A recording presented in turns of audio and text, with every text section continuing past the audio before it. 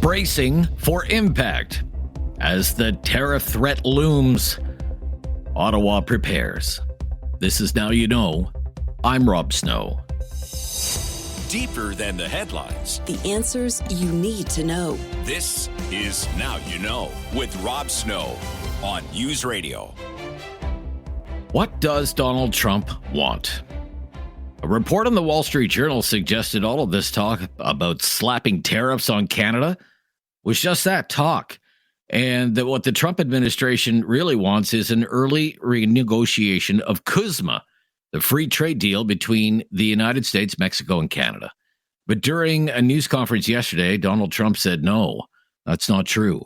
They've allowed, both of them, Canada very much so, they've allowed millions and millions of people to come into our country that shouldn't be here. They could have stopped them, and they didn't. And they've killed 300,000 people last year, my opinion, have been destroyed by drugs, by fentanyl. The fentanyl coming through Canada is massive. The fentanyl coming through Mexico is massive. And people are getting killed and families are being destroyed. I mean, the son gets killed and the family is a basket case for the rest of their lives. I mean, I've seen mothers that thought they'd heal. They never heal. They say it gets worse with time. It gets worse with time. They lose their boy. They lose their baby. They lose their young daughter to fentanyl poisoning. And again, Trump said tariffs could be on the way February 1st. So back to Canada and what Canadian leaders are saying about this evergreen threat of tariffs. Members of the Trudeau cabinet were huddled for 2 days in a luxury resort in Quebec, not far from Ottawa. And when they emerged, they were again trying to put on a united front. Industry Minister François-Philippe Champagne said the Trump administration will have no choice but to deal with Canada. I don't know anything that the Americans buy from Canada by politeness. They buy from Canada because they need it. And these supply chains have been created over decades, and you cannot replace them easily in time, nor with the investment needed. The Prime Minister was clear. If you say no to Canada, and I've said that to a number of military personnel yesterday, if you say no to Canada, be mindful you're saying yes to. You're probably saying yes to China on critical mineral. You're probably saying yes to Venezuela on crude oil. You're probably saying yes to Russia on other critical minerals. So I think that in a turbulent world, if you want to achieve that great vision, and speed is of the essence, let's work with what we have and let's make sure that that will be a North American opportunity for workers on both sides of the border. Again, the Liberals in Ottawa are saying everything is on the table, and that still includes using oil and gas from Alberta as leverage. And that's still a tough sell for the Alberta Premier, Danielle Smith. She met the media yesterday, too, and says she's not looking for a carve-out for Alberta's energy. She's looking for a carve-out for Canada. Is it possible for us to maintain a tariff-free relationship? And if not, is it possible to have the lowest tariff applied to Canada as possible? And if not, is it possible to get certain carve-outs? I mean, those are the kind of conversations that we can just begin to have now with the new administration firmly in place as of yesterday and being sworn in. So I'm an optimist. I think there's a deal to be made here. And Premier Smith went on to say Canada is not really in a position of strength now because of a lack of leadership in Ottawa at the federal level. I think you're going to see that the relationships that the premiers have and our Council of the Federation table has is going to be the consistent voice over the next number of months while the federal scene gets sorted out. This is why I've been calling for an election for some time now, is that whoever it is needs a mandate to negotiate.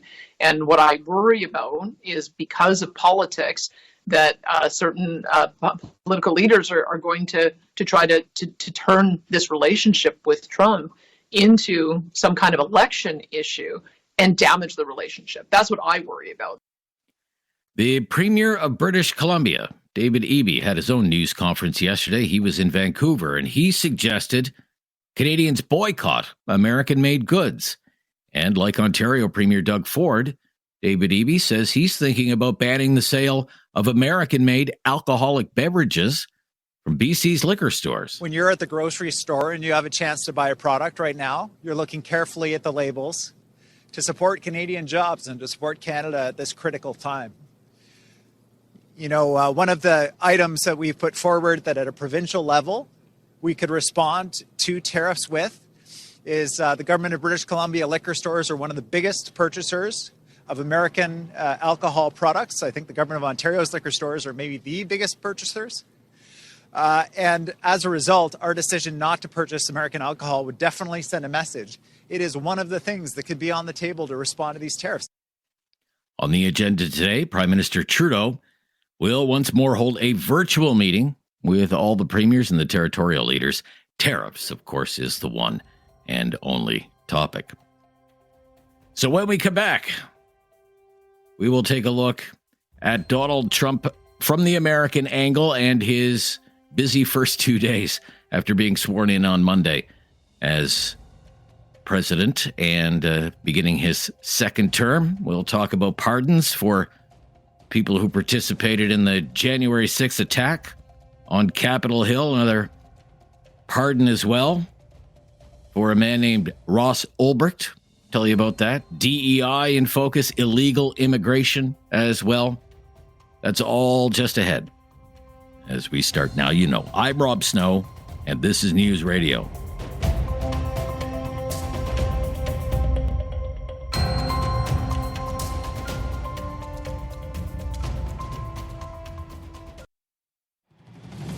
Now you know with Rob Snow continues on News Radio. Well, it has been a very, very busy first 2 days for U.S. President Donald Trump. Yes, only been 2 full days. Among his first actions by way of executive order was to pardon and commute the sentences of about 1,500 people who took part in the January 6th attack on the U.S. Capitol. Trump called their sentences ridiculous and excessive. And when he was asked about pardoning people who assaulted police officers on January 6th, Donald Trump tried to change the topic back to the former U.S. President, Joe Biden, who pardoned members of his own family on his final day in office. Take a look at Minneapolis, because I was there and I watched it. And if I didn't bring in the National Guard, that city wouldn't even exist today. People were killed and nobody went to jail. So these people have already served a long period of time, and I made a decision to give a pardon.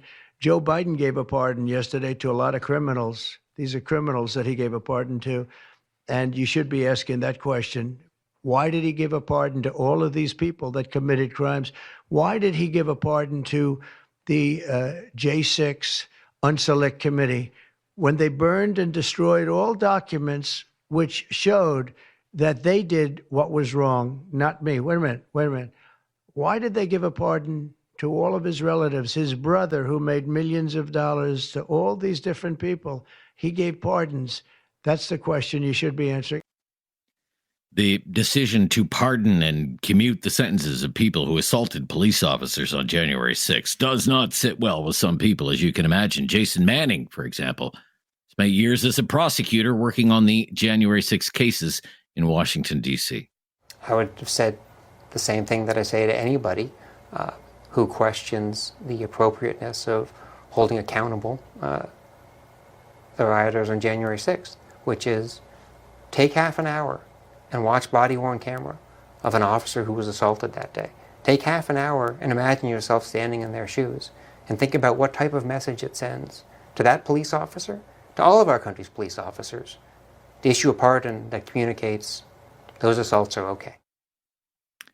Someone else getting a pardon from Donald Trump is Ross Ulbricht. He created the dark web's Silk Road Marketplace, and he was sentenced to life in prison without parole after he was convicted of conspiracy to commit drug trafficking, money laundering, and computer hacking. Prosecutors also alleged that he solicited 6 murders for hire, although prosecutors never presented any evidence that any killings were actually carried out. Donald Trump is also going after what is known as DEI, diversity, equity, and inclusion, seen as a form of affirmative action. He has directed it be ended in all U.S. federal contracting, and Donald Trump directed that all U.S. government staff involved in DEI be put on paid leave and then laid off. During his inaugural address on Monday, Trump called DEI programs a form of social engineering. I will also end the government policy of trying to socially engineer race and gender into every aspect of public and private life.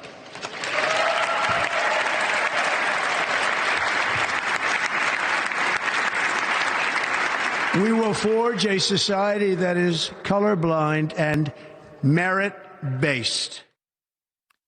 President Trump also declared that illegal immigration at the U.S. southern border is a national emergency. And Trump's new border czar, Tom Homan, says deportation operations are already underway.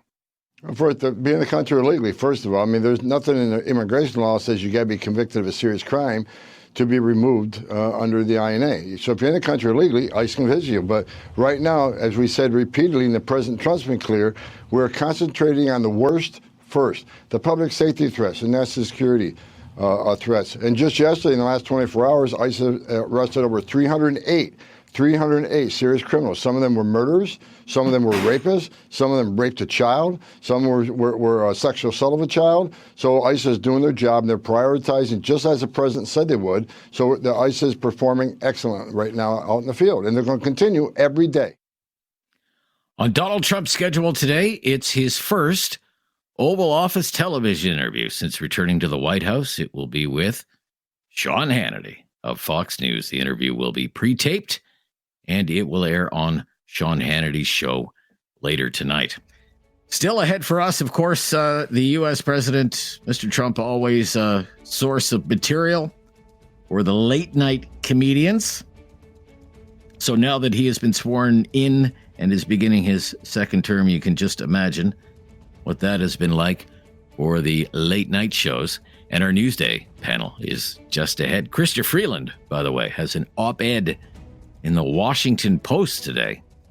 Chrystia Freeland, of course, the former finance minister running for the liberal leadership. And in her op-ed in the Washington Post, asks to the Americans, why are you threatening us? Why are you threatening us? Loyalty only works if it is reciprocal. If you choose to treat us like an adversary, we will find friends who know just how much we have to offer. Chrystia Freeland in the Washington Post today. The Washington Post, always seen as a very liberal-friendly newspaper, but now, of course, owned by Jeff Bezos, the founder of Amazon and one of the wealthiest people in the world, who was at Trump's inauguration, of course. I'm Rob Snow. This is Now You Know. This is News Radio.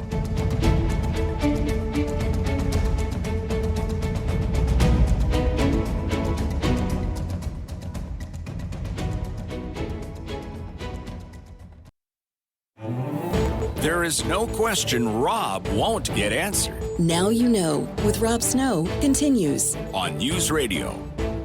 Well, in many ways, David Smith, it's Donald Trump's world, and we're just living in it. Lots of coverage about Trump's second term, early days. Now, what it means for tariffs and what it means for TikTok. Something you've been working on for the Big Story podcast, David. Yes. Yeah, I will be hosting the Big Story podcast episode for tomorrow, for Thursday. And I spoke with a wonderful journalist and tech analyst by the name of Carmi Levy. He is really knowledgeable on all things at the intersection of tech news and politics. Really, really interesting interview. We got into all of the details of what happened with the TikTok ban that was passed with bipartisan support under the Biden administration, which went into effect on the weekend. The app TikTok disappeared for American users on the weekend.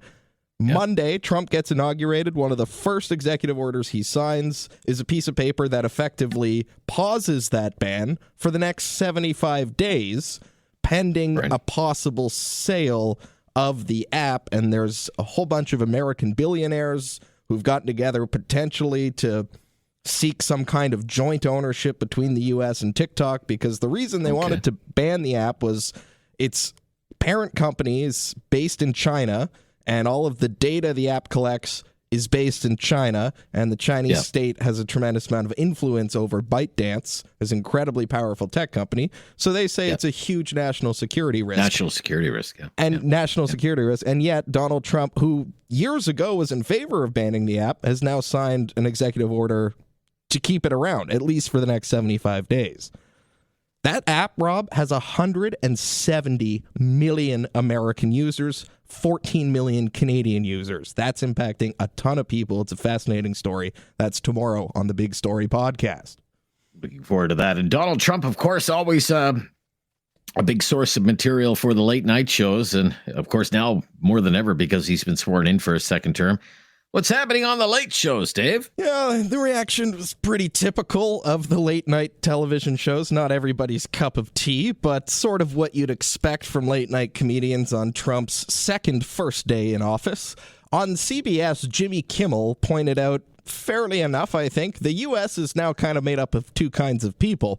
There are people who are terrified Trump won't do what he said he'll do, and there are people who are terrified Trump will do what he has said he'll do. The new regime has already redecorated the Oval Office. They moved in a bust of Winston Churchill, a portrait of Andrew Jackson, and this was smart. They put plastic covers on the couch in case J.D. Vance gets a little too lovey-dovey. Trump's infamous Diet Coke button is back. He's also got, this time he's got a chalupa cannon and a McNugget knob, too. And he has another little button to lock the door when he hears Elon coming. Elon Musk reportedly badgered Trump into giving him an office in the West Wing. It's kind of a tough situation for Trump because, on the one hand, you know he can't stand this guy. On the other hand, he needs his money. It's what they call a Melania's dilemma. He really doesn't You like wonder why Donald they Trump. don't like each other, Donald that's- Trump and Jimmy Kimmel. It's just a powder keg with those two. Over on The Tonight Show with Jimmy Fallon on NBC. Well, today was Trump's first full day in office. Yep, Trump is back. He's now headline news 24 hours a day, 7 days a week. As opposed to the last 4 years when he was also headline news 24 hours a day, 7 days a week. And everyone's talking about this. One of Trump's first moves as president was to pardon nearly all of the 1,600 January 6th defendants. Yep, the January 6th rioters are free. They were so excited to be reunited with their friends and family who turned them in. Let's see it again. And the other night on The Daily Show on Comedy Central, Jon Stewart picked up on a curious historic Inauguration Day tradition which has stood the test of time. A short time ago, President Joe Biden greeted Mr. and Mrs. Trump at the White House for tea, an inaugural tradition. It's always important to keep up the tea tradition. I'm not saying Biden should have done his own insurrection, but there's got to be a happy medium between storming the Capitol and, would you like a crumpet? Wouldn't you like to have been a fly on the wall as Jill and Joe Biden and Melania and Donald Trump all have tea together on Inauguration Day? I wonder what they talked about, really. I do. Oh, to be there. Oh, to be there. Okay, it's our Newsday panel. It's coming right up after the news. We'll focus on the Canadian angle to all of this, of course, which has to do with the tariff threat and the Liberal leadership race and politics in Ottawa and in Alberta as well. When we come back, I'm Rob Snow. Well, this is Now You Know. Here with David Smith on News Radio.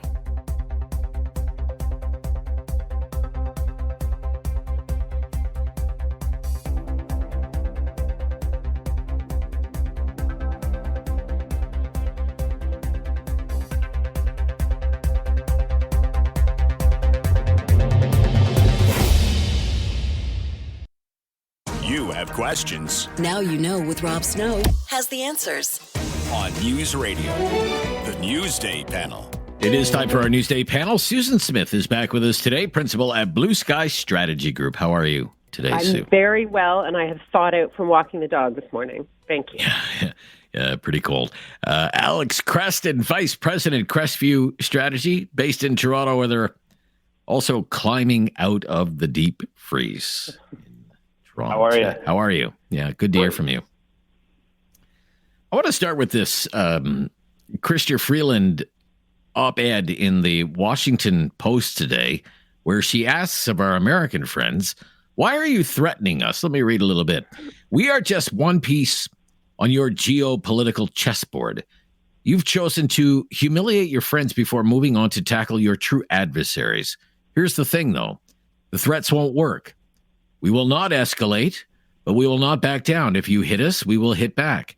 And our blows will be precisely targeted. We are smaller than you, to be sure, but the stakes for us are immeasurably higher. Do not doubt our resolve. And then she goes on to say, we have the opportunity now to strengthen our economic relationship by supplying you with the critical minerals you need and the energy to power your AI ambitions.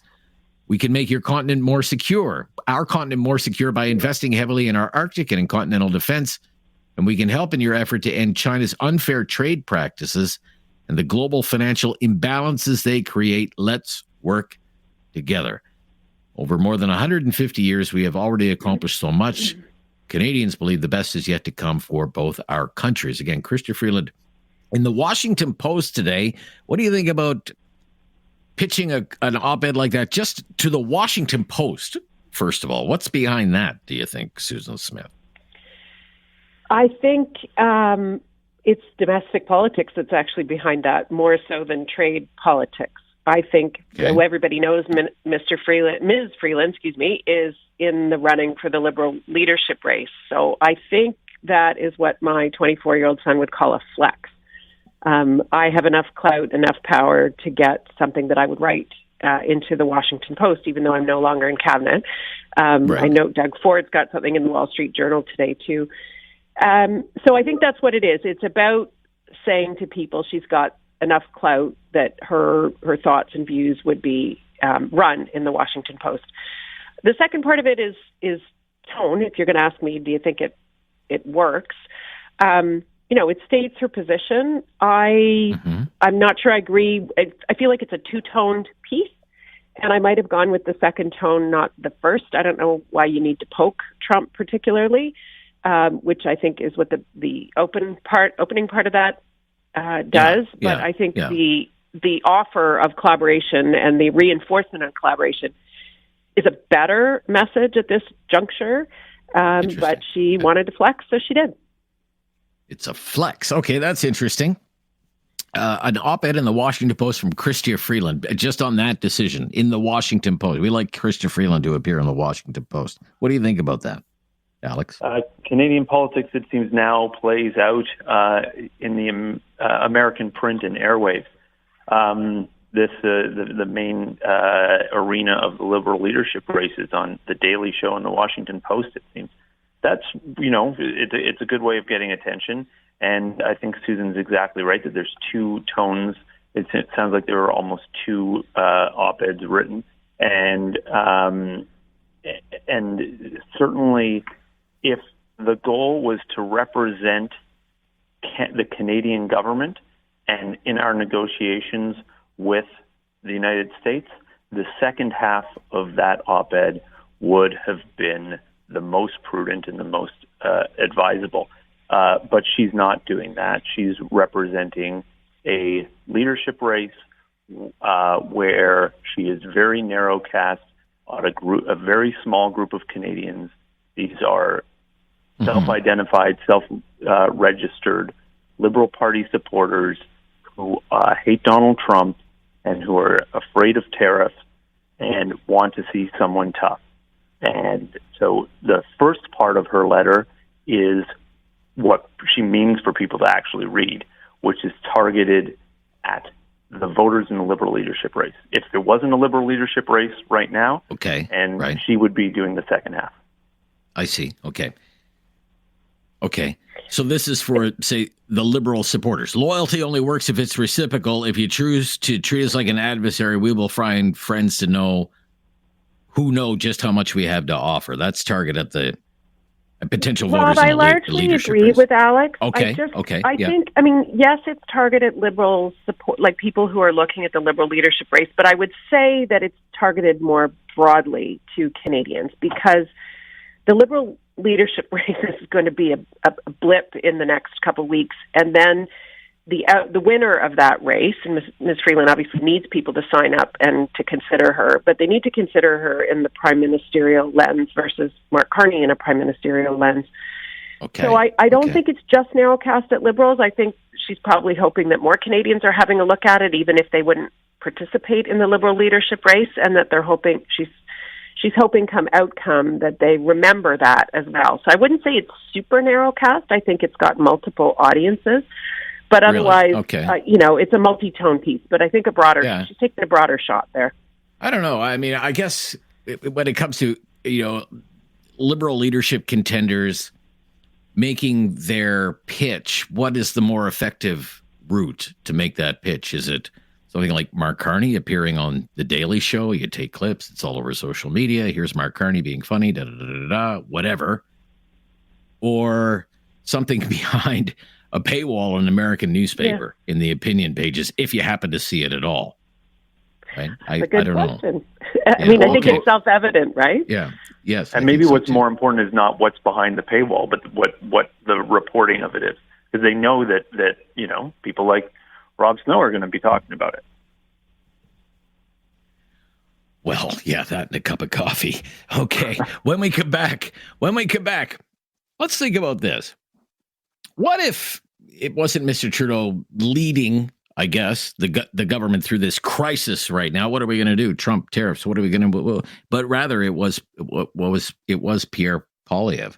What would some of the differences be, do you think, if it was Prime Minister Poilievre who was confronting this crisis instead of Prime Minister Trudeau? When we come back, it's our Newsday panel.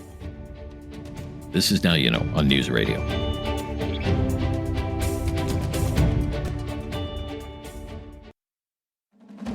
No question goes unasked or unanswered. Now You Know with Rob Snow returns on News Radio.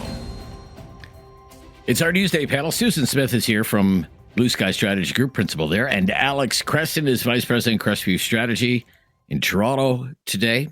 Alex, what do you think some of the differences would be in approach between what the government of Canada is doing now under Prime Minister Trudeau and what a Poilievre-led government would be doing if it was facing the same kind of crisis that Trump tariffs posed to Canada?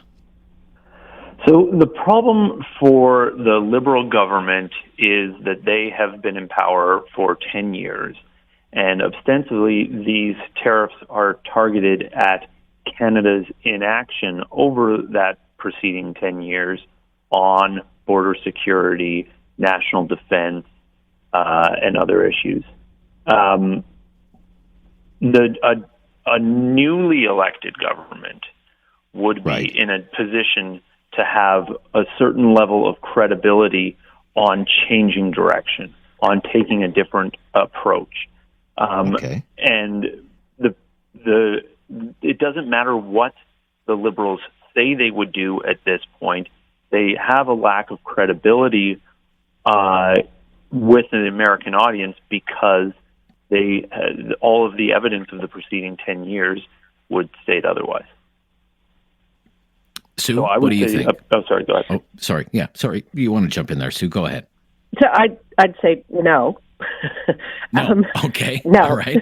No to that. Okay. Yeah. All right. Okay. You're dealing with Trump here. Right. And so, like to Alex's point, the government has responded and they've indicated what the response are. But your question is, what would Mr. Poilievre do? What has worked in dealing with Trump in the past is a Team Canada approach. And I think Mr. Poilievre coming in, he would want to pivot. He would want to say he's doing things differently. But I'm not sure he can do Team Canada. He'd do Team Pierre. And the challenge with Team Pierre at the moment is their relationships are not wide and deep. They would be learning the process, learning what's going on, building trust, both with officials who have those relationships and then trying to establish those relationships across the border at the U.S. There may be a few people in Mr. Poilievre's inner circle who have the relationships with the business folks in the U.S. who can tap into the Trump circle. But I think there can't be that many of them, and I think it would take an awful lot of time. So I think what Mr. Poilievre would do differently is first he would do Team Pierre and figure out how he could solve it himself. And then I think ultimately he would have to pivot to a Team Canada approach. But that would take a much longer time to do, and I actually think it could in the end it wouldn't be quite as effective as the current approach at the moment because the relationships just aren't there. Okay. Do you agree with that analysis, Alex, at all, or anything to add there? I think there's certainly the case will be made that they're going to do things differently, and I think that what you will not see is any of the kind of two-sided approach that the Liberals have taken, where at one hand, Justin Trudeau will fly down to Mar-a-Lago to kiss the ring, and then on the other hand, he'll go to an American audience and wade into divisive American internal politics. There's been the Justin Trudeau's done a lot and made a lot of hay in Canada and with international audiences by antagonizing Donald Trump, and I think that's been the problem that Donald Trump has had with him since his last mandate, when he would say one thing to his face and then say something else entirely, right outside the door. And I think that's led to a very, very antagonistic relationship. I find on some of the major points that we hear from Donald Trump about Canada, I don't know how much daylight there really is between Justin Trudeau and Pierre Poilievre right now. They've both come out and they said, well, we're never going to be the 51st state. Like, just stop that. They both support retaliatory tariffs. Now, there may be some division there on this idea. All options are on the table because it's hard to pin Poilievre down on whether he would support something like an export tax on oil and gas from Alberta.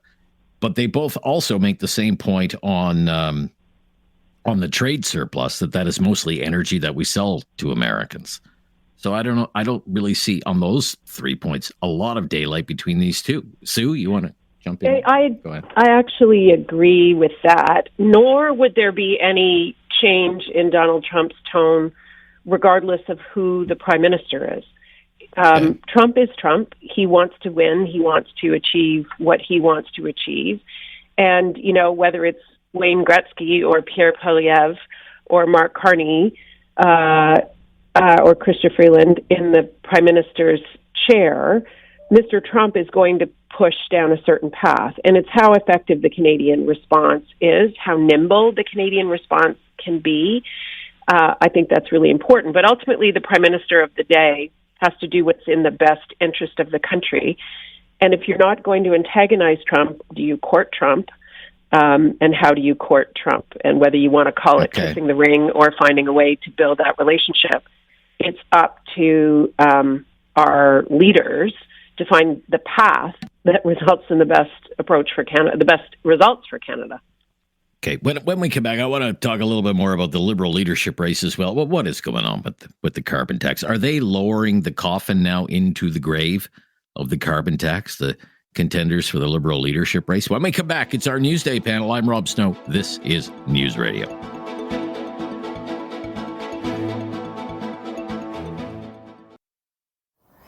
Critical thinking is not dead. Now you know with Rob Snow. Returns on News Radio. Back with our Newsday panelists today, Alex Creston from Crestview Strategy in Toronto and Susan Smith from Blue Sky Strategy Group. Thawing out in the nation's capital proves the effectiveness of the carbon tax, some would say. What is the future of this carbon tax, given what you're hearing from the candidates for the Liberal leadership, Alex? What's going on with the carbon tax, do you think? Look, the Liberals have known for quite some time that the carbon tax is not popular. They've blamed the communications team and other people for it. But if you remember way back, the first chink in the armor that has led to the unraveling of the Liberal Party was when they admitted that the carbon tax was putting an unnecessary burden on people in Atlantic Canada, and so since then it's just unraveled and unraveled and unraveled. Yeah, it really has, hasn't it? We just see that continuing. That thread, once pulled on, is destroying the entire sweater.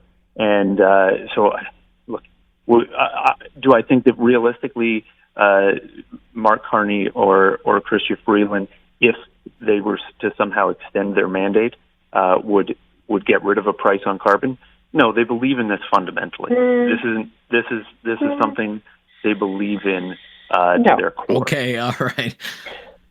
I sense heads are shaking over there in Susan's office. Like, okay, why? On the record, because Carney, the carbon tax is going to be over under a new Liberal leader. Carney has declared that. Freeland has declared that. Even Stephen Guilbeault was walking away from that. The environment minister, the guy who's the greenest of the green, he was walking away from that yesterday when he came out and endorsed Mr. Carney for the leadership. I actually want to give Pierre Poilievre some credit.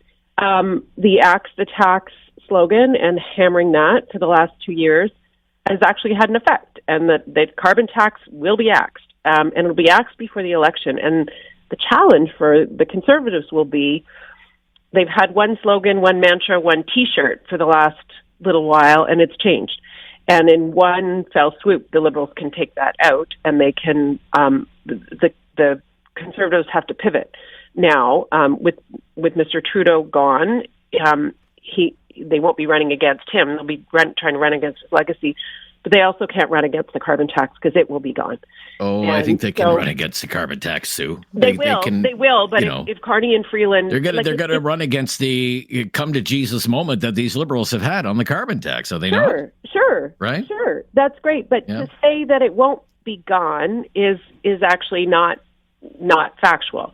So I think that's what's going to be interesting is the message from both sides will have to change, and where they land on it will be kind of interesting. But to say to Canadians that it will still exist is actually untrue.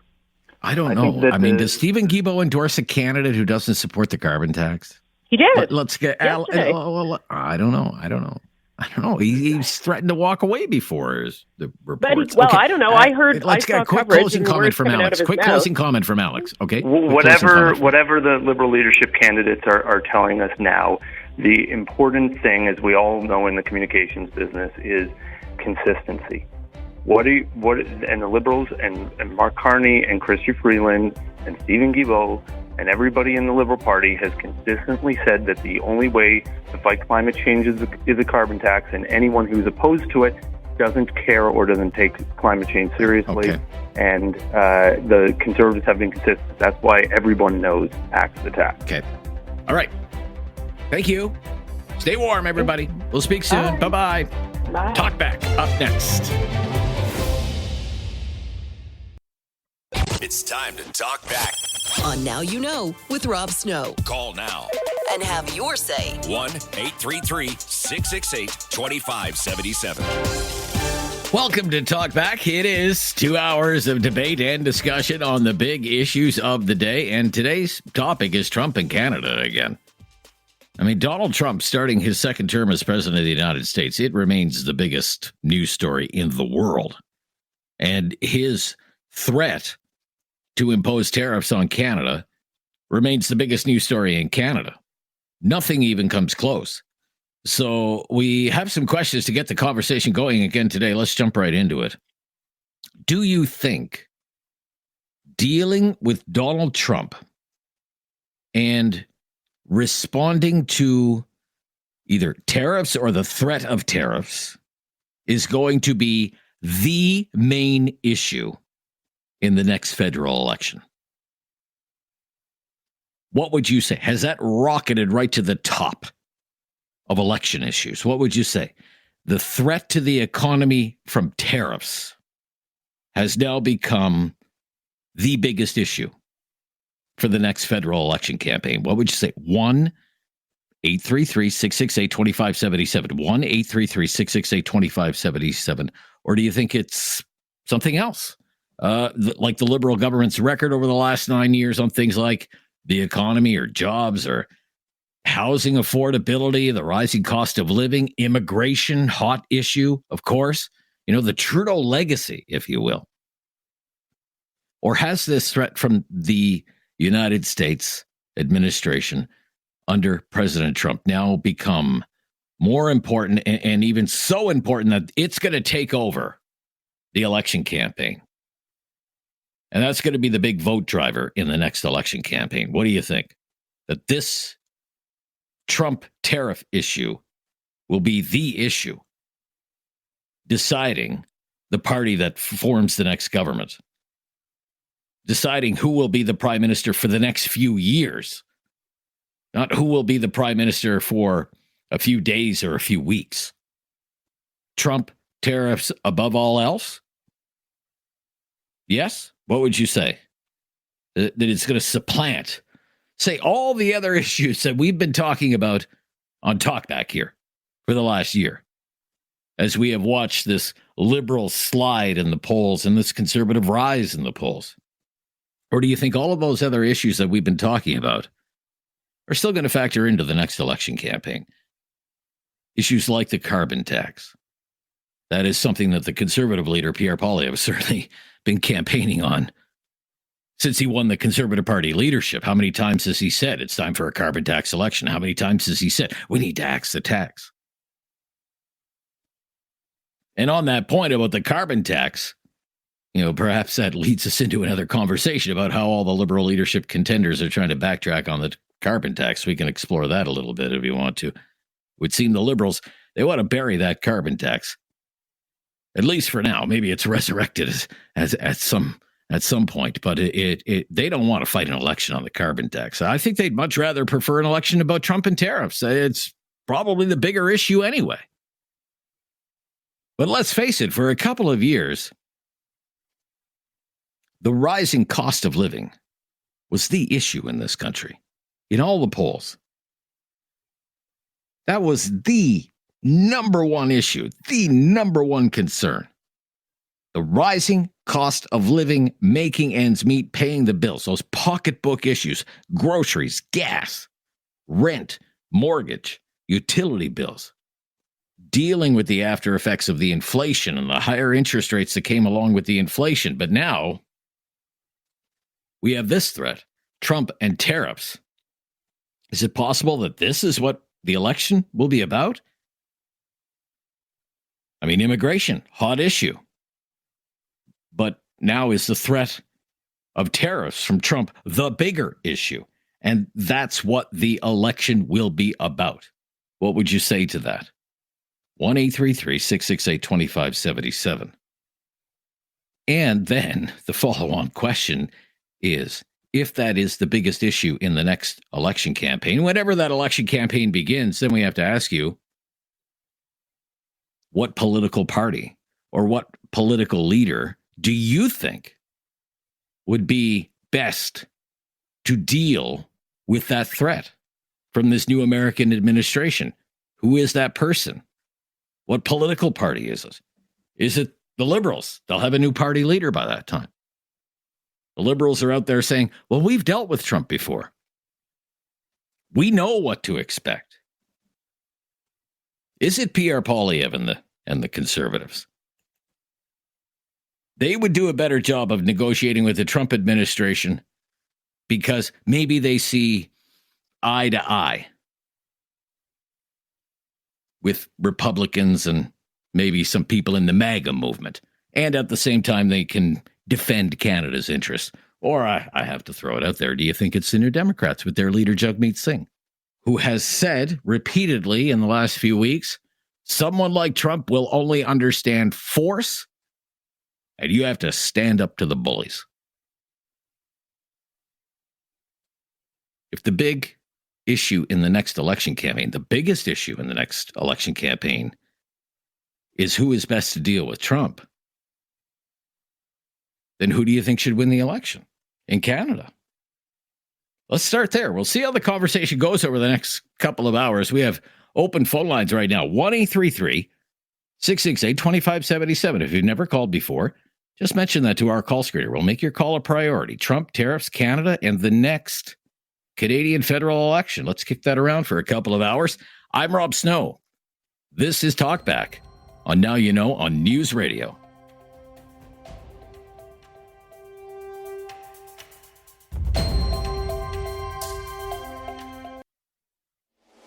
Have something on your mind you want everyone to know? Call now. Hello. 1-833-668-2577. It's Talkback on Now You Know with Rob Snow. We are asking today, do you think Trump and tariffs will be the most important issue for Canadians voting in the next federal election? And if that is the case, what party or who is the party leader that you think should win the election and deal with the Trump tariff threat? 1-833-668-2577. Russ is in High River. Thanks for calling, Russ. You're on the air. What's your opinion? Well, I know what it should be, but what it would be and what the Liberals want is, it's two different. It probably will be part of it and a big part of it. Okay. Because the Liberals are running away from their carbon tax, which, by the way, if you remember, there was an election and a premier a prime minister guy running for prime minister said, I will axe the GST. He got in, and then, oh, gosh, there's so much money, I can't axe it, and I never really said it. But the Liberals are going to just reframe the carbon tax. Don't ever kid yourself. Okay. It's not going away. And as for, it's going to be because it's there. It's like a toothache. You're not going to get rid of it. But I just hope Canadians remember that this Liberal Party is only going to say what they can say to get in. That's it. And whatever it is, and then once they're in, they'll go right back. And Carney's the worst. Okay. But just on the issue of Trump and tariffs, okay, if that's not the most important issue for Canadians in the next federal election, what do you think is? The economy. What's bigger than that? The economy. But what if this is the biggest threat to the economy? This threat here from Donald Trump. Then you deal with it. But okay. Trump. Well, to part two of the question then, who should deal with it? Yeah, who should that person be? Would be Poilievre. And I know everybody says the Liberals have got, Poilievre's scary. He's going to cancel this. He's going to do that. He hasn't said he's going to do any of that. You need somebody that's closer aligned. Danielle Smith, you want somebody to negotiate for Canada? Let Danielle Smith do it. We'll come out of it smelling like a rose. Okay. All right, Russ, thank you for calling and getting us off to a good start here. Steve in Calgary is up next. Steve, what's your opinion here on the topic today, Steve? Well, the thing about trade is it will be the fourth election fought over this. This actually brought Canada together when we had free trade under President Pierce. It was canceled in 1865. We go into a Great Depression. This galvanizes everyone into creating a country.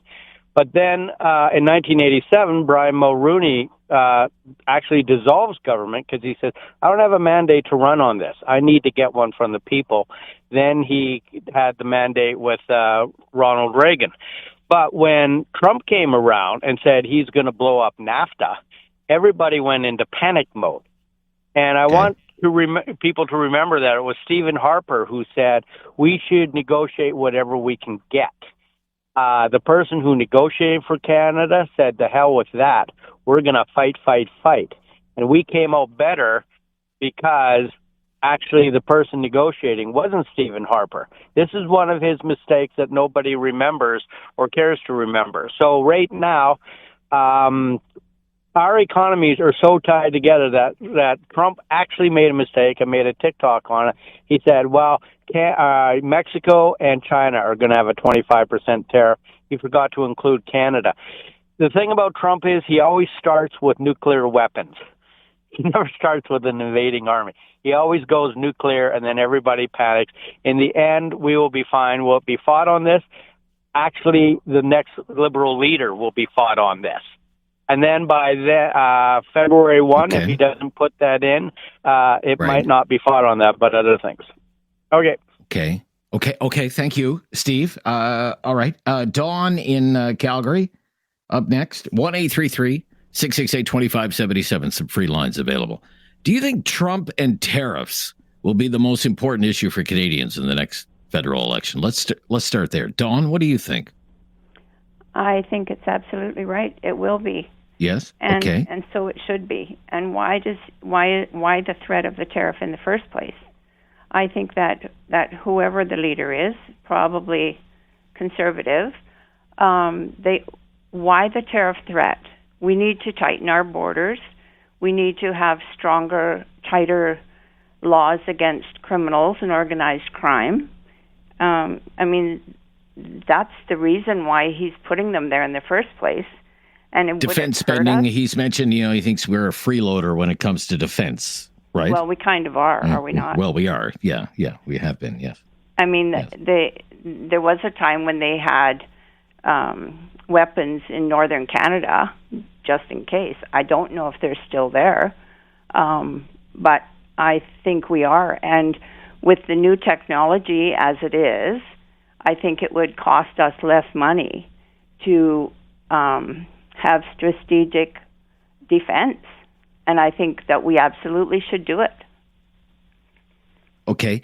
Now, so let's say Trump and tariffs, the most important issue in the next federal election. If that's the case, who should win the election and deal with Trump? Well, I think Poilievre has to get off the axe the tax and start dealing with the real issue because, yes, he can axe the tax. We all know he's going to do that. Right. But the real issue is tighten the borders. Get rid of the crime. Like, what's wrong with us? Right, okay. So he's fighting the wrong war right now. He's fighting the last war, right, over the carbon tax, and he needs to get more on this one, is what you're saying, right? Get on today's page. And I think get on today's page, okay. Canada getting rid of 3,300 or something immigration bureaucrats, really? And we're going to have an influx, like the draft dodgers coming to Canada? I don't... There's something really wrong with that. People are questioning the wisdom, given just the inflows of people into the country. Is it really wise? Now, everybody would like to see belt tightening in the government, but why, frontline people in the immigration department now, of all times? Great points that you make all around, Don. Thank you so much for your call. 1-833-668-2577. I'm Rob Snow, back with more of your calls. This is Talkback on News Radio.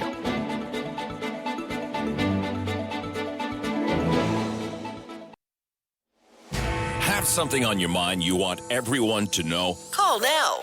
Hello. 1-833-668-2577. It's Talkback on Now You Know with Rob Snow. Do you think Trump and tariffs will be the most important issue for Canadians in the next federal election? That will become what we call the ballot question. And if that's the case, who should win the election and deal with the Trump tariff threat, or maybe even Trump tariffs at that point? 1-833-668-2577. Paul is in Cambridge, Ontario. Hello, Paul. How goes things today? Cold, sir. Actually, quite cold. It's cold down here too. Listen, the economy. Every Canadian is worried about the economy. Tariffs directly affect the economy. So it's plain and simple. The economy and tariffs go hand in hand. Okay? We need somebody that's going to solve some of these problems. Now, you've got all these liberals that are running down to Florida to kiss the ring and whatnot. And, Trump knows that these people are nobodies. They're just there to try and get their last-minute junkets in on the Canadian taxpayer's dime, because Trump knows as well as everybody else that these are not going to be the people that he will deal with after the Canadian election. Trudeau is a clown. He's proven that in the world stage time and time again. And Trump looks at him and says, they sent down the court jester to entertain me for the day. Let's see what I can say to him to get him riled up. And then he says something, and it works. We need somebody who has a positive plan to look after the Canadian economy, which includes things like getting rid of the carbon tax that's driving Canadian jobs out of Canada and to other places that don't have these taxes. The tariffs, the imports and exports going back and forth between Canada and the U.S. You've got automotive parts that cross the border several times before they end up as a finished product. And if they're taxed every time, it's not just a 25% tax once, it's multiple times as it goes up.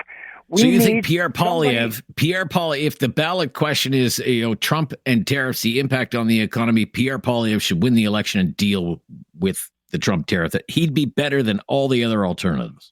Much better. Much better. Gotcha. I want to take one more call Liberal before the Party, next. regardless Paul, of thank who you. they have Gotcha, as their Paul. leader. Thank you. Thank you, Paul. Vicky in Calgary. Vicky, up next. Hi, Vicky. Hi there. Just a couple of things. I agree with a lot of what Paul just said. I think the economy is like major. The way things have gone up in the last few years is totally ridiculous. Okay. And I agree. I think Poilievre should negotiate. But being from Alberta, I mean, I'm Daniel Smith lover. Do you happen to have read the letter that our previous Energy Minister, Sonia Savage, wrote about Danielle Smith supporting Alberta? I did not read that letter. No, I didn't. Are you on LinkedIn, Rob? I'm not on LinkedIn, no. Oh, you're not on LinkedIn.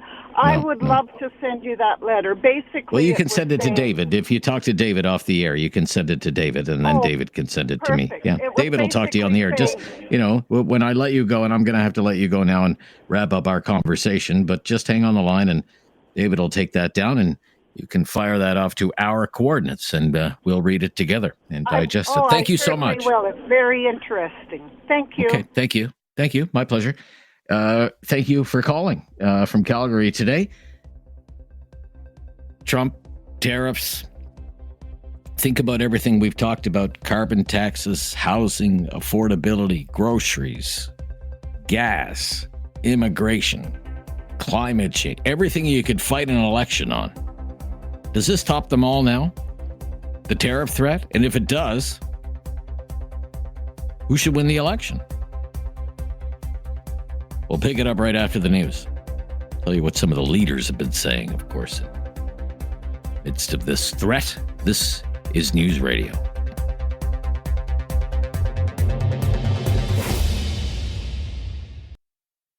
Have something on your mind you want everyone to know? Call now. Hello. 1-833-668-2577. It's Talkback on Now You Know with Rob Snow. Barring something incredibly unforeseen, 2025 is going to be the election year. We are asking today, do you think Trump and tariffs will be the most important issue for Canadians voting in the next election? That will be the ballot question. That will be the issue above all other issues. And if that is the case, that Trump and tariffs, that threat that poses to the economy, what party or who is the party leader that you think should win the election and deal with the Trump tariff threat? Have your say. 1-833-668-2577. 1-833-668-2577. For example, a little bit of what we've heard recently from the three main party leaders at the federal level. Prime Minister Trudeau, of course, who has been having this huddle with his cabinet in Montebello, Quebec. Nice resort there.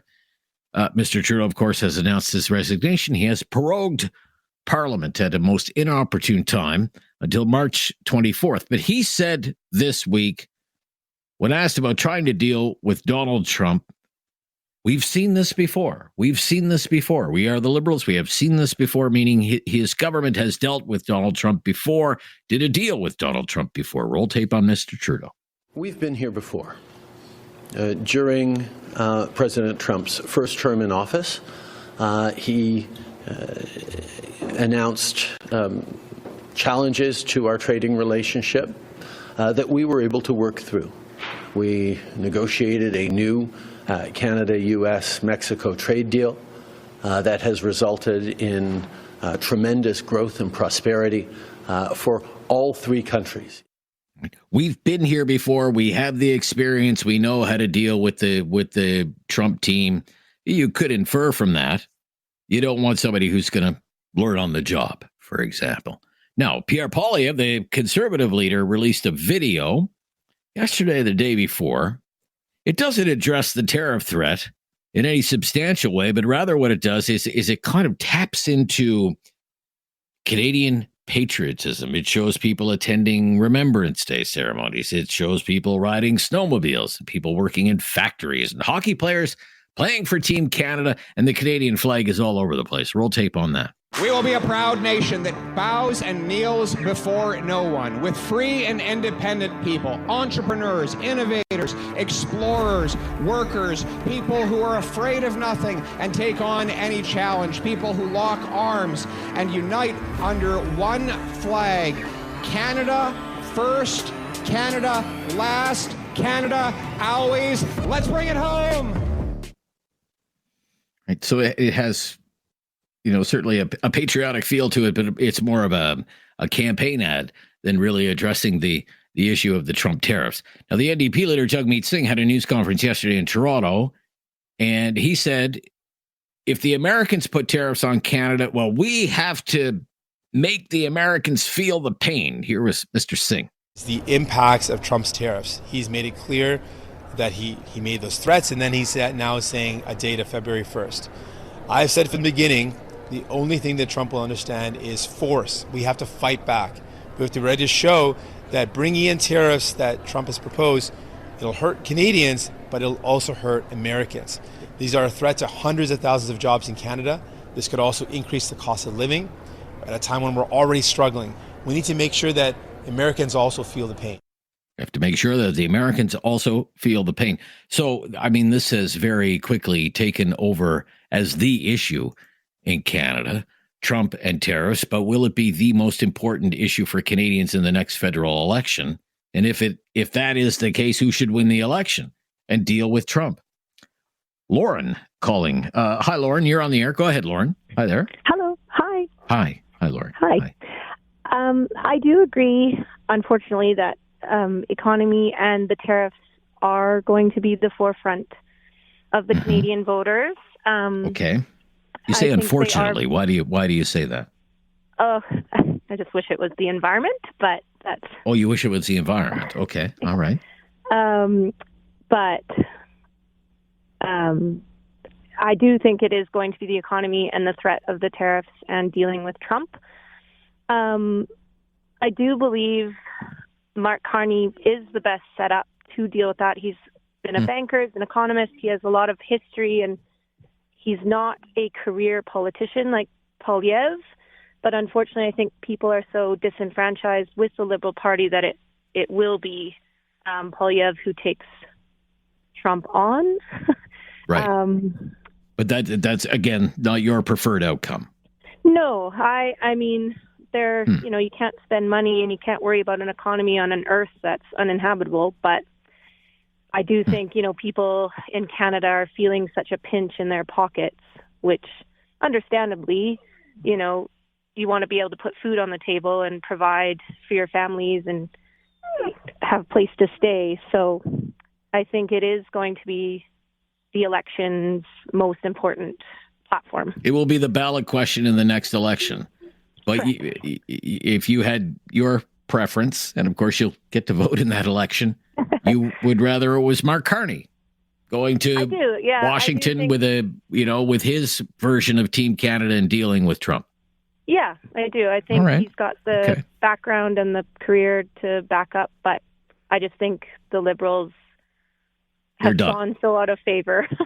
Right. They're done. Okay. Yeah. All right. Look, I appreciate it. Thank you so much, Lauren, for calling. I think you're going to be in the minority opinion today, but we welcome all opinions or the conversation gets pretty dull. 1-833-668-2577. 1-833-668-2577. Be right back. Take some more calls. It's Talkback. Trump, tariffs, Canada, and an election that could happen sooner rather than later. Not out of the question. This government falls late March, early April, and we have an election maybe sometime in May. We'll be right back. It's Talkback on News Radio.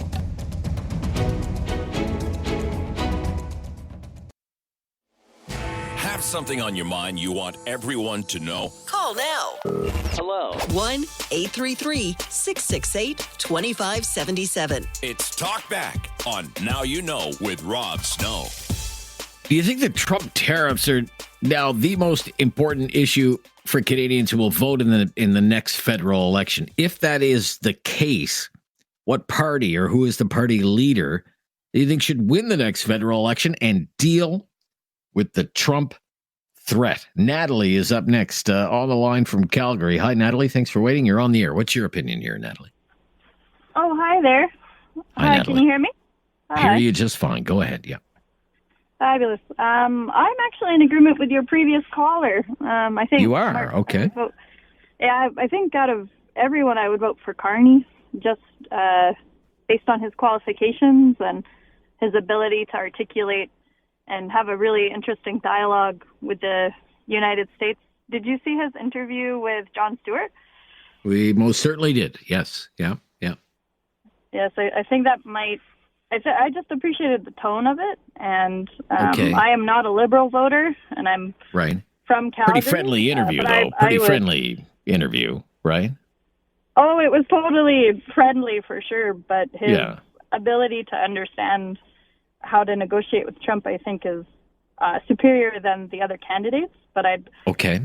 love the opportunity to see the other candidates try Right. to Okay.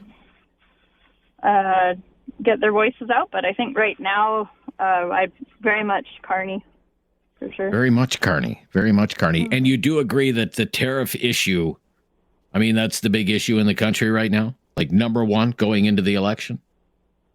I think housing and cost Housing? of living is Okay. still The way up very- there, right? Especially for young Yeah. people. Yeah. for sure. I think if they did both, I don't think it's a sole issue, but I definitely think it's a bit more important given the U.S. election. But I still think cost of living should be central, and tariffs will be part of that, but not the only issue. Okay. Very interesting. Back-to-back callers from Alberta, both saying, I like that Carney guy. Okay. I wasn't expecting that today. Bit of a curveball, Natalie. Okay. Thank you. Thank you. Awesome. Good to hear Have a from good you. day. Yeah, Okay. you too. 1-833-668-2577. 1-833-668-2577. I mean, picture it, okay? You're voting in the next election. Contemplating, what is that big issue? What is driving my vote? It could be many, many things. Is this at the top of the list now? Trump tariffs, and what impact that is going to have? Who do I want to be representing, say, Team Canada? Who should the captain of Team Canada be? Who would best defend Canada's interests against Donald Trump and tariffs? What would you say? 1-833-668-2577 on Talkback. Bernie in Mississauga. Bernie, you're up next. Bernie, go ahead. Hi, how you doing, Hi. Rob? I'm good, Bernie. Yeah. Good. Listen, it's a good, interesting show you got on today. I think that the tariffs will be the big issue in the next election because we should have one in a couple of months or so. So I think that will be the big issue. Personally, for myself, where I stand. I'll be voting for Jagmeet Singh. I think he brings a fresh approach. And I think that's what the Canadian economy needs. That's what the Canadian people need, a fresh approach to the major problems that we're going to face. As far as Mark Carney goes, Mark Carney's a conservative. So either with Poilievre or Carney, you're going to get the same thing. So I don't think there'll be any change there. Well, if he's a conservative, why is he running for the leadership of the Liberal Party? Well, because they're probably 80% of Liberals are conservatives. Okay. All right. 60% of them they're conservatives anyway. They're free enterprise parties. So I think that giving Jagmeet Singh a chance across the country would be a breath of fresh air, and it'll give the Americans something to think about. It's someone they can't get inside his head. He knows what he's talking about. Okay. Well, I mean, what is it that you think Jagmeet Singh would be better equipped to deal with someone like Donald Trump than, say, either, the favorites right now, Pierre Poilievre or someone like, Mark Carney, who's been the governor of two central banks? Yeah, because I don't think he's in tune with all the lobbyists. I think they're in the back pocket. The conservatives and the liberals are in the back pocket of the lobbyists, and we need someone with a fresh approach.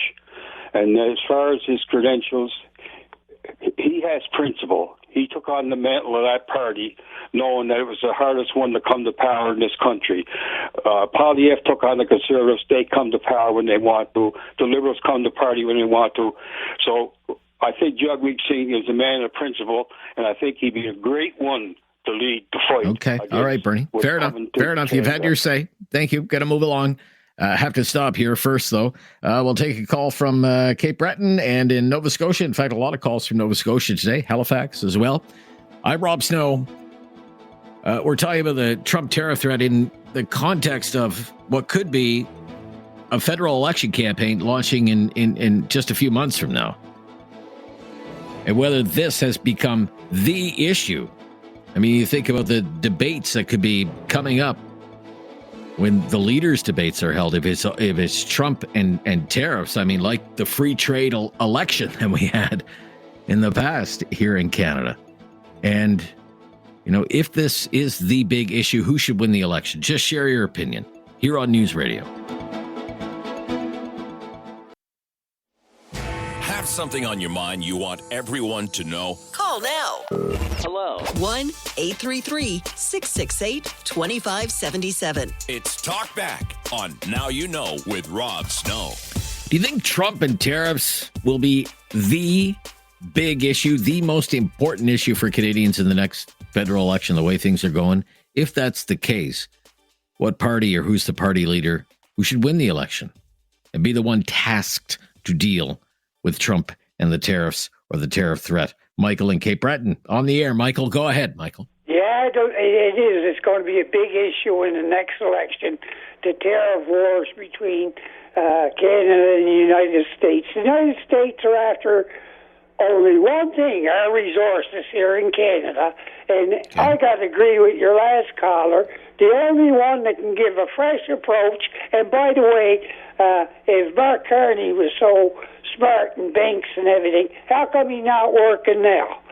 Was he in retirement, or he wants to go down to Mar-a-Lago and kiss the ring too, and join I think he wants to be the prime minister. I think he wants to be the prime minister. The mess it's in. Now I'll be voting for Judge B. Singh and voting a new way. At least I'll be voting on behalf of my children and my children's children, and giving them half a chance in the future. Thanks very much, Rob. All right. Thank you, Michael. Luke is on the line from Nova Scotia. I mean, we do have a diversity of opinion here. Some people are saying Poilievre. Some people are saying Carney. Some people are saying Mr. Singh. Luke, what are you saying, Luke? Well, I think the tariffs from Donald Trump are nothing to worry about. He's a bully, and you need a bully in the United States to run that country. I'm a Trumper, don't get me wrong, and a strong conservative. I think the important things that we have to worry about in Canada right now, this minute, is the cost of living, immigration, and not the tariffs. I think the tariffs are the least of our worries. Trump knows that if he puts tariffs on us, it's only going to hurt them. So he's just doing the art of the deal, and we're falling for it like fools. Okay, if Trump and tariffs, let's say it comes to pass and we have to deal with this. Let's just work 100%. From Poilievre. Oh, okay, and 100%. Why do you say that? Why do you say that? Well, have you seen him in action? Have you ever seen somebody dipsy-doodle around him? He speaks normal terms. He speaks the words of the people that you can understand. He answers the questions. Nobody else. Do you think Carney's going to answer a question? Carney hasn't answered the question. Him and Trudeau have been lying to the Canadian people for 9 years. Well, Carney the last couple of years, and then Freeland. Are you going to have Freeland in there? I don't think so. Well, she's certainly portraying herself. Oh, yeah, sure. And, she's certainly portraying herself as, I've dealt with Trump before and I can deal with him again. And, her pitch, which I find to be kind of a tough sell, I think, is he doesn't like me, so send me there to deal with him because he doesn't like me. Right? Right. Yeah, and she's part of the rats that are jumping the ship now anyway. So the Liberal Party is sinking to the bottom of the ocean. Poilievre is rising to the top. Trump and Poilievre have a lot of the same ideology, and they seem to get along good, even though they battled out a little bit. Daniel Smith out west is doing a 100% excellent job, as far as I'm concerned. I know I'm a long way here in Nova Scotia, but I've lived in Alberta, and Albertans are great people. All right. Thank you. You are our symbol of Canadian unity today, and I thank you for your call, Luke in Nova Scotia. Okay, we will wrap up hour number one. We'll tap the brakes on hour number one of Talkback right there. If you're on the line, please just wait. We're going to get everyone up to date on the very latest breaking news, and then we have a full hour ahead on this topic. And hopefully many more of your phone calls. Again, our call-in line, we have actually one line available. It's yours if you want it. 1-833-668-2577 as we talk about Trump, tariffs, Canada, and the next federal election. I'm Rob Snow. This is Talkback on News Radio.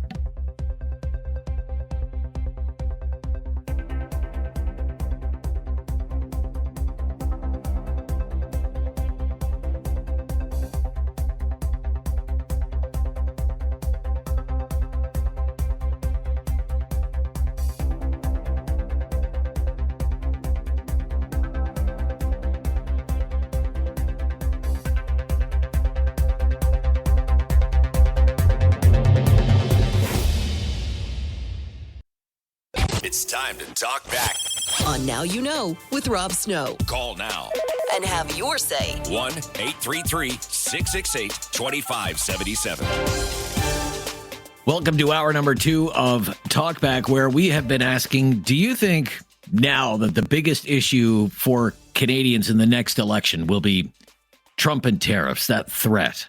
Or is it still other issues, like the carbon tax or the cost of living or housing affordability, for example? If the biggest issue in the next election campaign is who do Canadians trust more to deal with Donald Trump and tariffs, then who should win that election? That's what we're asking. Should it be whoever becomes the next Liberal leader? Whether that's Mark Carney, Chrystia Freeland, should it be leader of the Conservative Party, Pierre Poilievre? Should it be the leader of the Democrats, Jagmeet Singh? 1-833-668-2577. Some people have been kind enough to hang on from the first hour through the news. So let's get to the phones right away here. And Emerson is calling from Calgary. Thanks for calling, Emerson. Really appreciate the call today. Go ahead. Thank you, Rob, for being so kind to take my call. Here's what I'm thinking. I want you to know I'm in a same-sex marriage. I'm a gay man here in Calgary. Okay.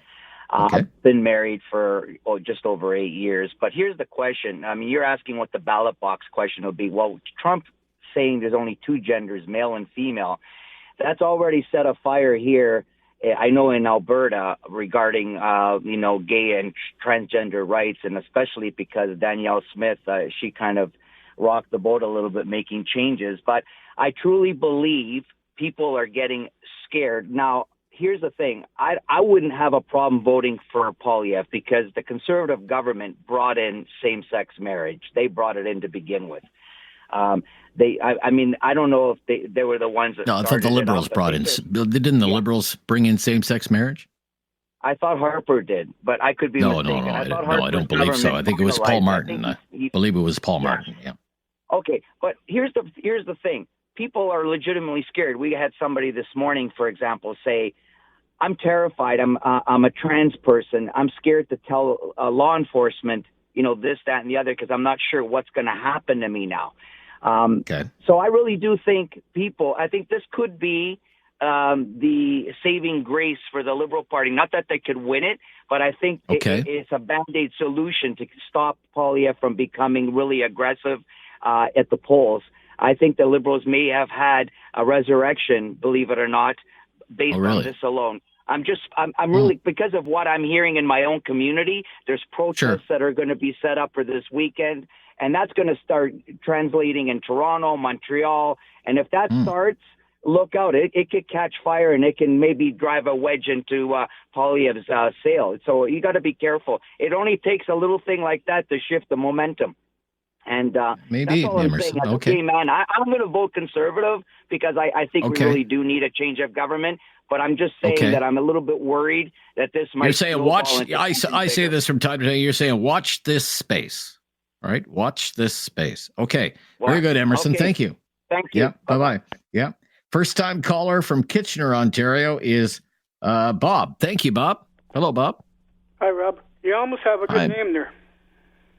A lot on a day like today, sir. It was minus 26 when I woke up this morning. Oh, boy, that's tough to take. The older I get. Yeah. Well, yeah. I'm going to vote for a party that I think would do its best to defend Canada, and that's Liberal. Okay. Why is that, sir? Why do you say that? Because I think the leader of the Conservative Party is already bought and paid for. Bought and paid for. Who bought him and paid for him? Republican Party down south. Oh, really? Okay. Because if you listen to him, he sounds a whole lot like Trump. Trump said drill, and he's saying produce more oil and cut taxes, and he never said thank the healthcare workers during COVID. And I just can't trust a sucker. I'm sorry, but that's just the way I feel. You don't trust him, okay? No. Now, there's going to be a new Liberal leader, of course, right? Okay, yeah. So, I'm sure you know the names. You're probably paying attention to it. Mark Carney, Chrystia Freeland, Karina Gould is another one, and then there are a couple of, really long shots. Frank Bayless, Arya Chandra. Who among the Liberals do you think would be best here? Do you favor one over the other? Well, it's close. I think Mark Carney just a bit because he's been worked outside in Britain, so he's got a little bit of. He's got global experience, right? He also worked in the United States for Goldman Sachs. Yeah. So. Right. And I used to vote Conservative. But I thought Joe Clark was one of the most honest politicians we ever had. Right. Okay. And I voted for Mulroney the first time. So I'm not anti-conservative. You're open to voting for other parties depending on the issues of the day, right? Yeah, like back then the Conservatives believe in science. They help clean up the Great Lakes and stuff like that, and this party does not believe in science. Okay, that's your belief. Now. I guess I must ask you, though, on the tariff threat itself, do you think that will be the biggest issue in the election? I think they'll try to push it, Trump, but I don't think it is, no. You don't think it is? What do you think is the big issue in the election? Like, what would be most important to you? Me? In the election. Personally? The environment. Then maybe tariffs and the environment. Okay. Yeah. All right. The environment. Okay. Well, you're the second person to say that today, Bob. You call back anytime. Have a good I know day, it was Rob. your first time. Don't make it your last. Thank you. We'll stop here. We'll take more of your calls. We're just getting started. It's hour number 2 of Talkback. Trump, tariffs, the timing of the next election, how all of this plays in our domestic politics in Canada these days. That's the topic for today on the Talkback. Lots of opinions, a diversity of opinions today. 1-833-668-2577 makes me think it's going to be one heck of an election campaign whenever it gets underway. This is News Radio.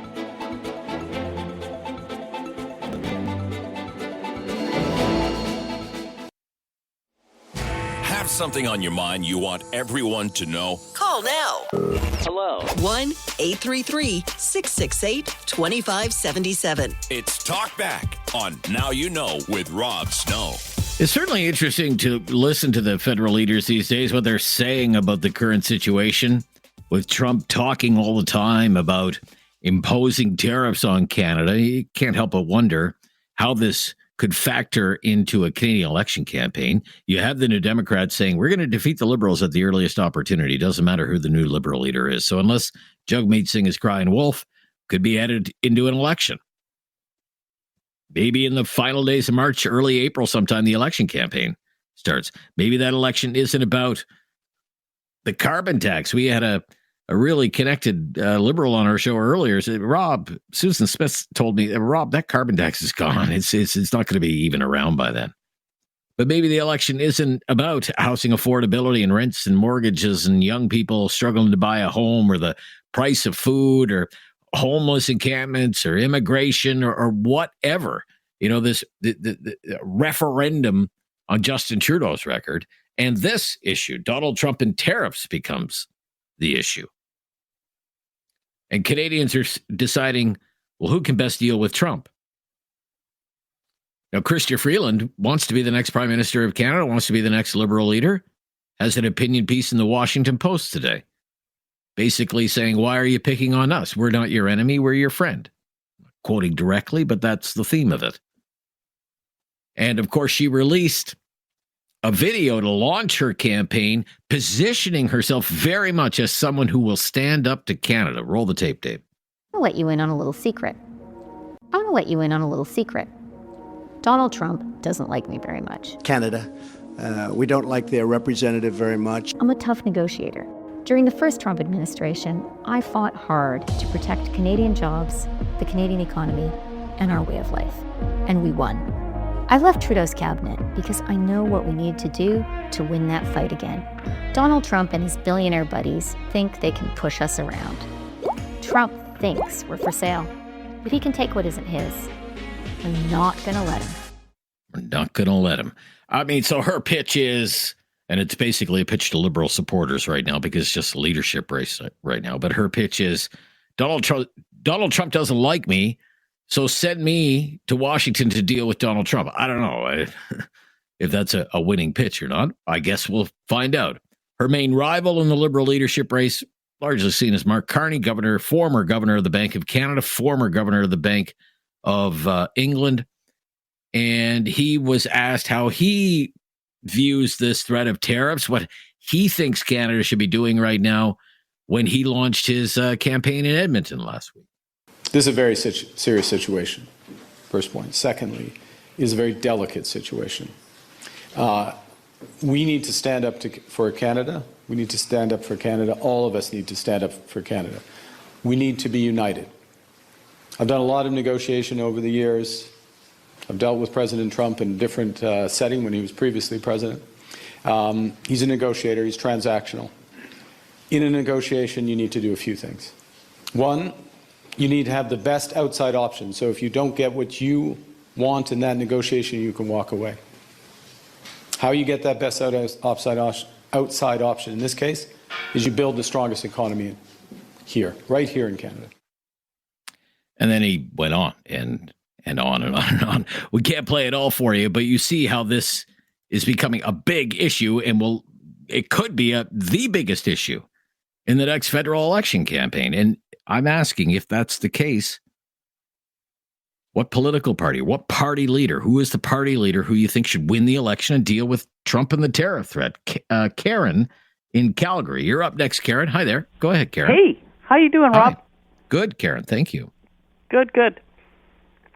Sort of listening to your show and a little depressed today. I cannot believe that people actually think Mark Carney can do this. Okay. He has destroyed England. They are almost bankrupt, and we're getting messages every day, don't hire him. Mm-hmm. He basically ruined Britain, and now we want him to ruin Canada? The only person that can deal with this is Pierre, but you won't see that because they're going to villainize him and liken him to Trump, and it's going to be a big fight that Justin must win. It's going to be ridiculous on the crap that these people try to pull. Okay. Besides, so why do you, there is no grounds to do any Trump or any tariffs because there's no sitting parliament to agree to these tariffs. So unless they want to call the House of Commons back and do some voting, they can all just stuff it. Okay. That's my opinion. All right. And I thank you for sharing it, Karen. Very opinionated. Thank you. Siva in Calgary as well today. What's your opinion, Siva? Go ahead. Hello, Rob. Can I choose anybody from outside the list you gave? I'm sorry? Can I choose anybody else other than... Oh, yeah, you pick anybody. Go ahead. Yeah, sure. The Honorable Premier of Ontario, Doug Ford. Doug Ford, okay. Okay. Okay, right. Sorry to waste your time joking. So what I think, I wish is that Pierre Poilievre becomes the Prime Minister. Okay. And then he appoints Doug Ford as a special envoy. We have a habit of, special rapporteur or whatever it is, Oh, yes. We love our special envoys, yes. Yeah, yes. Special envoy. So, because Trump is a person, I don't want to disrespect him because I'm from Calgary, Alberta. Trump is a person who plays psychological games. Okay. He comes from this media background. You must have seen all these things. Oh, sure. Yeah. He's a guy who's all about hype and exaggeration. He thinks he's a good negotiator, blah blah. So we need somebody that has equivalent or a stronger personality. And I believe in the English language, the word is what, boisterous? Is it? Is there a boisterous? word Yeah. Okay. All right. boisterous. Okay. So if you see Doug Ford, he carries him, so convincingly when he speaks the language. This is what I think. I don't want to go on and on about this. I think Doug Ford or somebody like that, Pierre Poilievre, should be the prime minister. And he should not go alone. He should take Doug Ford with him. If the protocol, they have all these protocols that a president has to take with the prime minister. So he has to take with him. That is the one but thing. Maybe you're thinking Pierre Poilievre, Doug Ford. That's a pretty dynamic duo, so to speak. Yeah. So in India, how we go to the college, we have street fights and the college fights, and we don't go alone. We try to take as many people as possible. Intimidation. All those things. Right. All right. So that's interesting. I think Pierre Mark Carney. No, he's a bank employee. Freelance. She is just a Walmart supervisor. That's what I think. So those people, no. And the last thing I wanted to say. Yes, last very thing quickly. I wanted to say, the politicians, especially the liberal people, are going to push this election as if it is a Trump tariff thing, because they have been already doing the groundwork for the last 3 or 4 months. They are going to do this. But for the people, I don't know, I've not spoken to every Canadian, but there are several other issues. Yes, the tariff is one of the major issues, but it's not the issue for the election. Not the issue. All right, gotcha, Steve. We have to run. We're way over time now. We got to go. Thank you for your call. You're quite welcome. You call back anytime. Okay, we'll stop here. This is News Radio. Have something on your mind you want everyone to know? Call now. Hello. 1-833-668-2577. It's Talkback on Now You Know with Rob Snow. We've been asking if you think Trump and tariffs will be the biggest issue for Canadians in the next federal election. Number one on the list. And if that is the case, who should win the election? Kyle in Listowel. Go ahead, Kyle. Mr. Rob, hope you're staying warm. I'm good, Mr. Kyle. How are you? Good. I think that the tariffs are going to be probably the biggest debate that the election is going to have. And I think, in my personal opinion, I think Pierre Poilievre is the person to handle what's going on between Donald Trump and Canada. The reason why I say that is because, don't forget, I understand Mark Carney I'm not a liberal per se, but I understand what Mark Carney did. He's run for the Bank of Canada, he's for the Bank of England, but Pierre Poilievre was under Stephen Harper's belt, which was an economist. I mean, what did Freeland do before? Wasn't she a journalist or something? I'm not going to take someone who's a journalist to say that she's the best negotiator for economics. I think I'll take Pierre Poilievre on that one there, in the ring for that one. But that's the way I look. I think it's going to be definitely tariffs are going to be number one debating issue. And I would even say the taxes that have come into play, whether it's the carbon tax or the capital gains tax that they want to bring in that hasn't really gone past the House of Commons. But I think those are going to be the two biggest issues. I don't think environment's going to be even close to a talking point for this year. I think homelessness is going to be another one, but I would say tariffs for sure is number one. Yeah, especially if the carbon tax is off the table and it's the Liberals who retreat on the carbon tax after they've spent the last 6 years defending the carbon tax as a key element of climate change policy. What does that say, first of all, about your commitment to the cause, and how do you defend your own climate change policy when you yourself have just canceled what you say is the centerpiece of it all, which is the carbon tax? That's going to be a tough sell, I think, for a lot of people. Especially when they flip-flop so many times, how do you defend something that you brought in, and then you say that you're here for Canadians, but look at the homelessness that's going on right now in our country, especially look how cold it is right now. All these warming centers are warming up and stuff, right? But anyways, Rob, I just want to say... All right, thank you, Kyle. Yeah, back to work for you. Thank you. Bye-bye. Okay, we'll stop here. The latest breaking news is coming up next, and then more of your calls will be in the home stretch of the midweek edition of Talkback here on News Radio.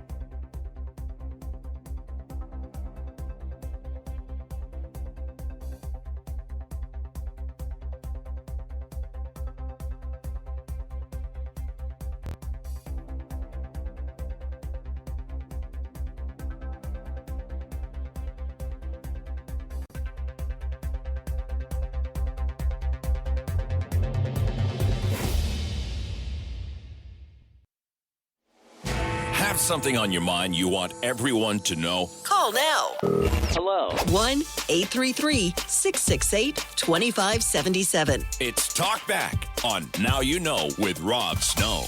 Will Trump and tariffs, will that be the most important issue for Canadians in the next federal election campaign? And if it is, who should win the election? 1-833-668-2577. James is in Calgary. First-time caller, James, as I understand it. Thank you so much for calling and waiting and offering your opinion. What is it? You bet. No problem. Right off the bat, I think Poilievre is the man to go to. He's the only person that stood his ground. We saw the Liberals backtrack from the carbon tax.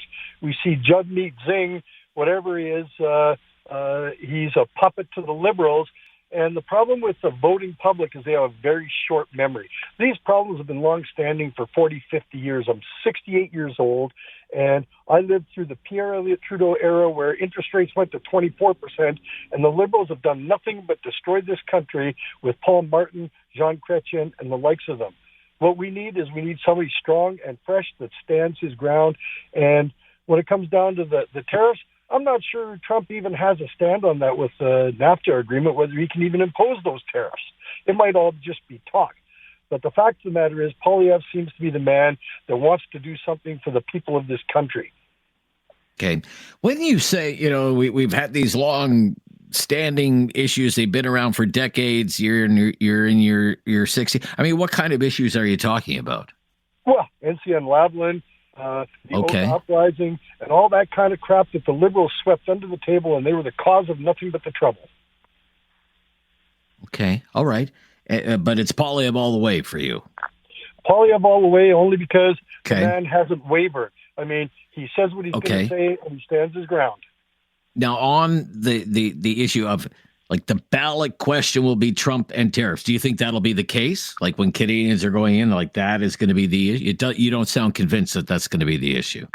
No, I think you think it's kind of a bluff or whatever, or bluster or something. I think that's what the NDP and the Liberals want to push so that they can divide the country. I think the real issue is going to be, let's take care of our own backyard.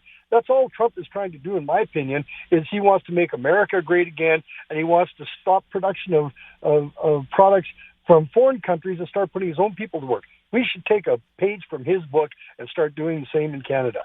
I mean, with the pipeline shut down, they're our only trading partner, and now they want to use our oil to try to manipulate the federal government in the U.S. Not going to happen. All right. James, I thank you for your call and sharing your opinion today. Sir, you call back anytime. First-time caller there. Thank you. David, calling from Halifax today on the air. David, what's your opinion here? Hi, it's Rob, correct? Yes, Rob, yes. Hi, Rob. I'm a first-time caller as well. I appreciate that. Thank you. I've been listening to your show this afternoon, and I had to call in because I find it's fascinating, really. First of all, as far as the federal election goes that we're going to have soon here, I think definitely Pierre Poilievre, no question. And I think if Canadians would, how to put it, just take a look at really what's happened under the existing Liberal government over the last 10 years, and then look at what they're doing even now by proroguing Parliament for them to pick a new leader rather than negotiating for Canadians down in the U.S. That's the situation we've got. So that just tells you right there, the Liberals are more concerned about themselves than Canadians. But I guess I wonder, whenever voting day comes, whether that's sometime in April, May, maybe even later than that, some people are thinking, is that what Canadians will be thinking about, say, a referendum on the Trudeau era, no matter who's the Liberal leader, or will they be thinking about Trump and tariffs? What do you think? Well, I think that depending on how, if the narrative is gotten out there and if people buy into it and try to start forgetting about what we've had for the past 10 years with Justin Trudeau, and whether it's Mark Carney, it probably will be him, because Chrystia Freeland, I can't imagine that she would ever have any chance of even winning that leadership race. But even if it's Mark Carney is a dyed-in-the-wool liberal with all the policies, the carbon tax and everything else. And there's no difference just because they have a new leader. It's the same party. These guys are more about themselves and about the people of Canada. They always have been. And so I hope people can start paying attention. And all you have to do is look at the record. And just because they have a new face, that doesn't mean the party's changed. All right. Interesting points, David. Thank you for sharing them. I appreciate it. You call back sometime. Shirley, up next in Calgary. Hi, Shirley. You're on the air. What's your opinion here, Shirley? Well, I agree with the gentleman that was just talking 100%. Okay. He's got it right. I mean, who would ever vote for the Liberals again is beyond me. I mean, Trudeau and his group are all just for themselves. It's a mess. The country is in a mess. And common sense with the Conservatives is going to pull us out of it. There's no doubt in my mind. And I don't think that Trump is such a bad guy. I think he figures things out pretty good. And I think he will understand where we are as a country. And he will help with the Conservatives getting us through this time. All right, Shirley. Thank you for your call. We will stop right here. Come back. Still time to take your call. 1-833-668-2577. This is Talkback on News Radio.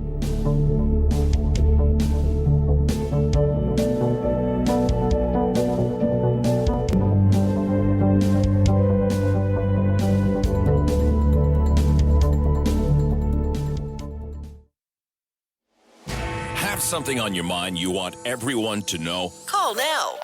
Hello. 1-833-668-2577. It's Talkback on Now You Know with Rob Snow. Right to the phone lines on where you think Trump and tariffs will rank as an issue in the next federal election. Is it right at the top? And if it's right at the top, then who should win the election? Who should we have as our representative, as our prime minister to deal with the Trump tariff threat? Joe in Kitchener, you're up next, Joe. What do you think? Well, Rob, you answer a question with a question, but I'm feeling rather facetious today. So who do you think I'd vote for?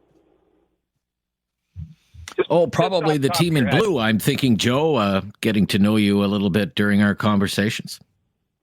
Yeah, it's Polyev all the way. Yeah. Yeah. You know, I said it before, and I'll say it again. It's lipstick on a pig. Mark Carney represents everything that is wrong with our country today.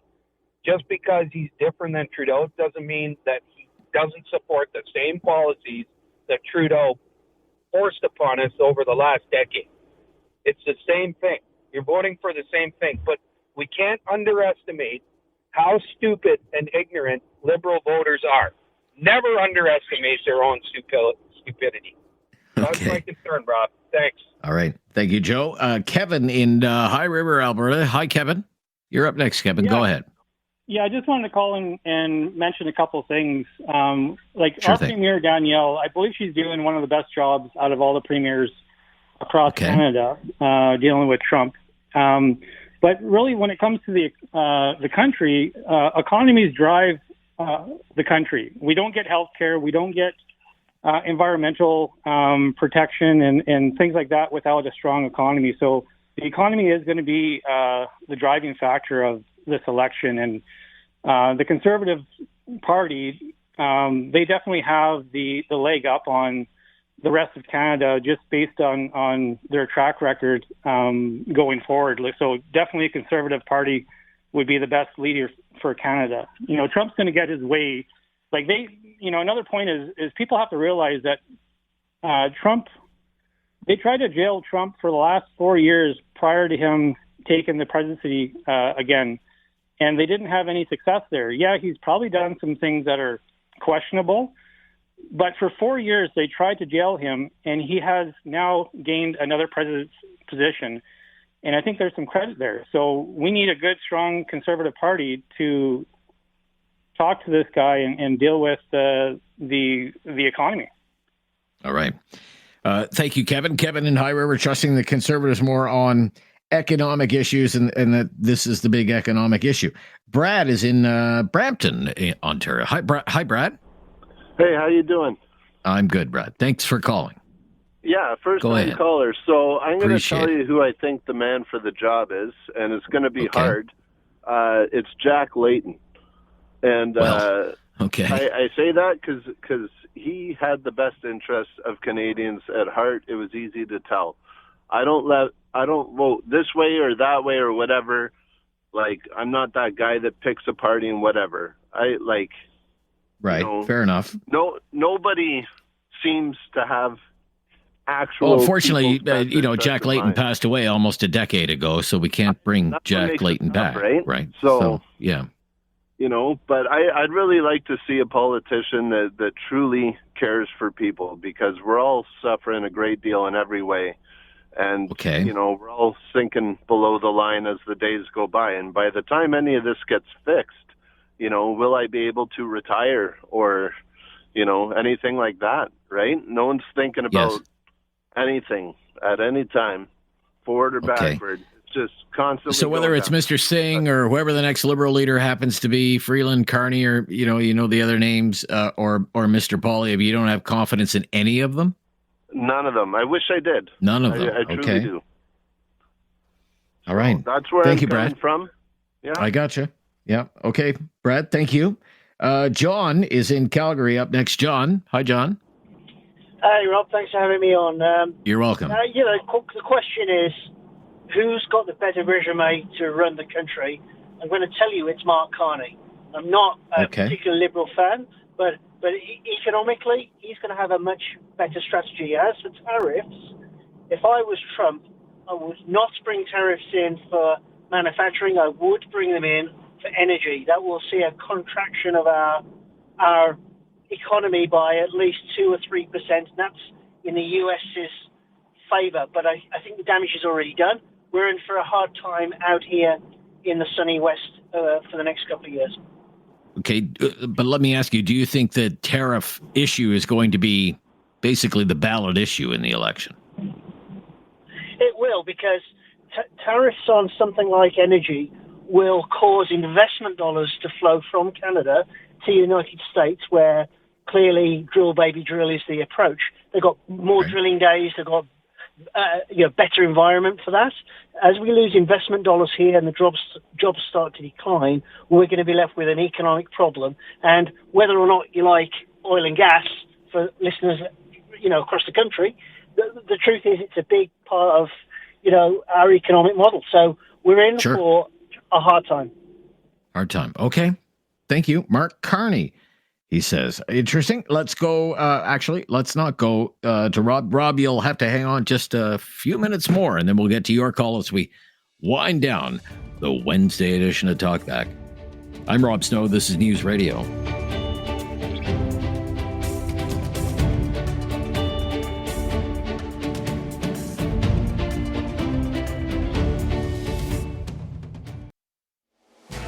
Something on your mind you want everyone to know? Call now.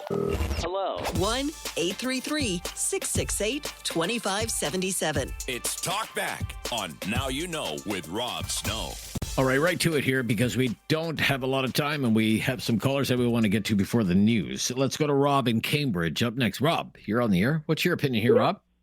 Yes, sir. Your question, I very much agree with. It will not only be tariffs will be the main issue, it's some of our protections of the country, as well as with our dairy and our other minerals and stuff. That will be it. Our auto industry is very much going to be aimed at. Trump mentioned it, and he pointed out numerous times before he did not like Oshawa working. And he's going to do everything he can. And there'll be other things he's wanting to go. Like, he's at his stance. He's wanting to take over Greenland, Panama. And you know what?